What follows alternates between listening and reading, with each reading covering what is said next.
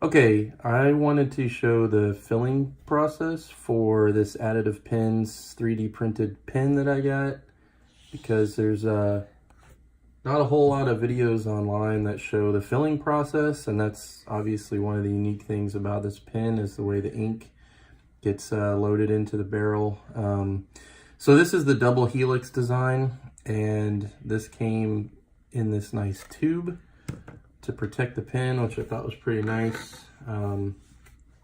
So you can see it's ultra clear, and it's pretty obvious that the body part here is the 3D printed part, and then the cap of the pen is a machined acrylic. And there's a little bit of difference in the clarity, but not a whole lot. I think it's a pretty good match. But yeah, I wanted to go ahead and show the filling process for this. So you detach the grip section from the body here, and you can see by this O-ring, that is one of the things that helps keep the ink in the body and keeps it from running out.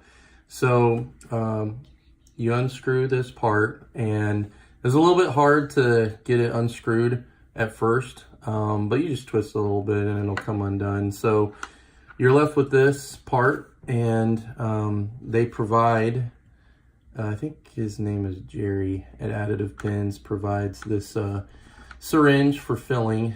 And so I loaded this up with some red ink so that you could see what's going on here. So I'm just gonna put it in here and start filling her up.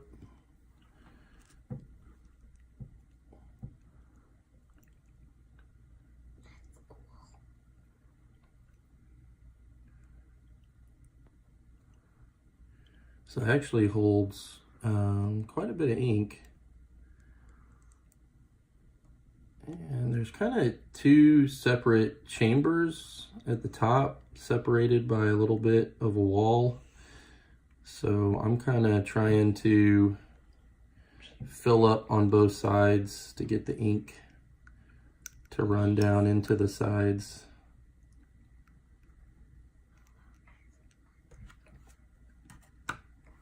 So that is what it looks like after it's filled up.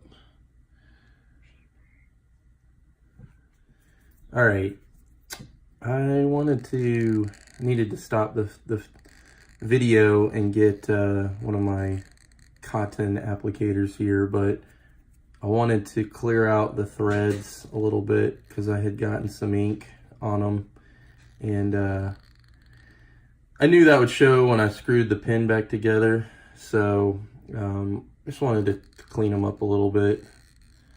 Obviously it's not gonna be perfect, but that's okay.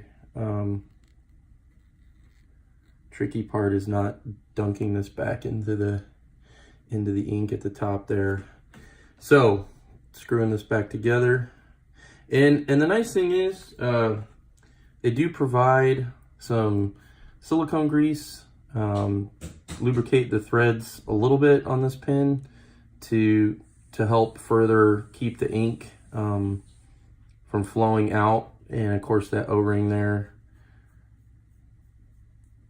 So I'm just gonna cinch this down.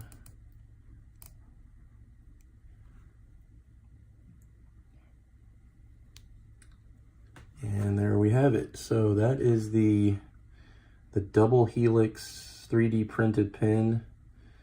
And I obviously filled it pretty full here, but I know once I use down some of the ink, and there's a little bit of gap there, you'll be able to see the ink kind of flowing from one side to the other. And I chose this diamine poppy red just because I wanted an ink that would kind of show up a little bit more. But I'm surprised at the capacity of this pen. So this is a 3 milliliter syringe, and I had it filled up to the top.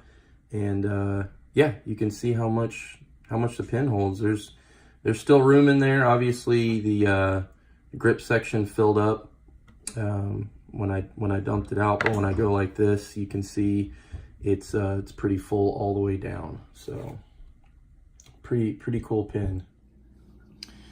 Okay, I wanted to do a small writing sample for you with this pen and just give you some of my initial thoughts. I've only had it about a week now, and so far it's been a great writer. The nib that it came with, I believe, is a number 6 Jowo nib. I got a medium, and I've heard some people kind of comment that at the price point this pen is at, they are kind of, I don't know, kind of feel like that it should have come with a gold nib. It is a $180 pen, but you know, I believe obviously a lot of that cost is going into the support of the 3D printing process.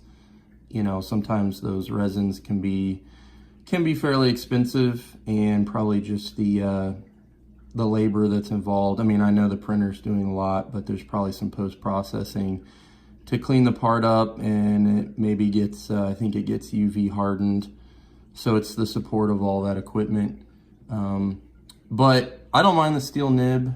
I actually think it works really well. So do some writing here.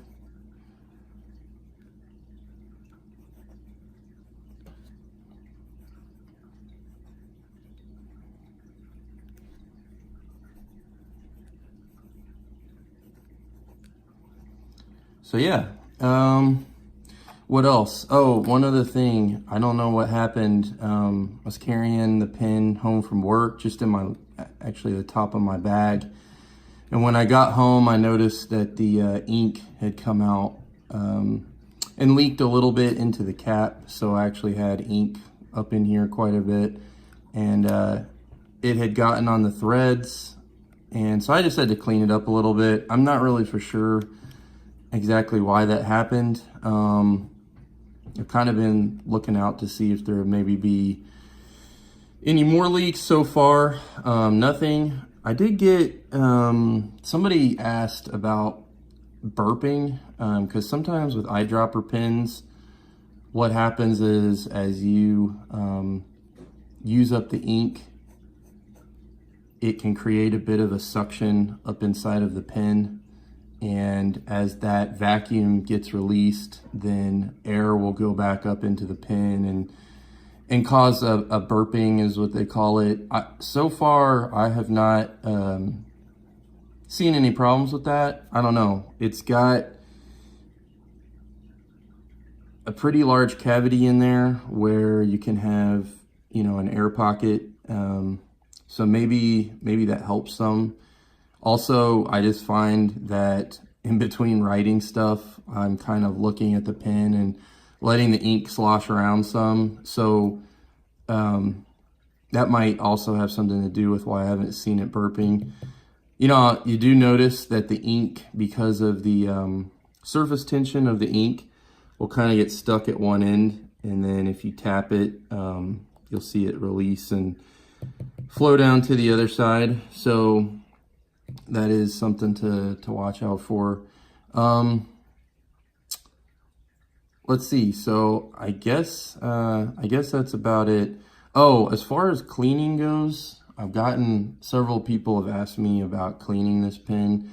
I really don't know yet because I have not tried to clean it. This is still on the first fill. I have heard some people say that these do stain on the inside, which I could easily see that being the case, especially with something like this red ink in there. Somebody said they have filled the syringe with alcohol and kind of squirted it down in there, and that's gotten it pretty clean, but that even after doing that, you can still see a little bit of staining. That would not surprise me at all.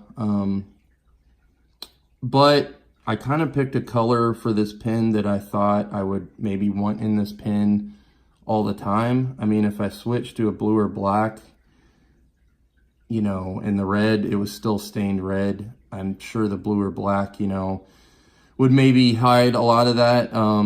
but I kind of plan on keeping red in this pin, at least for now, because I like the way that it looks in there with the clear. So I don't know if I do ever clean it out, I can do an update to this and just let you know what happened to it. But for now, this is the additive pins. I believe it's the APC6 double helix is the model number on the website.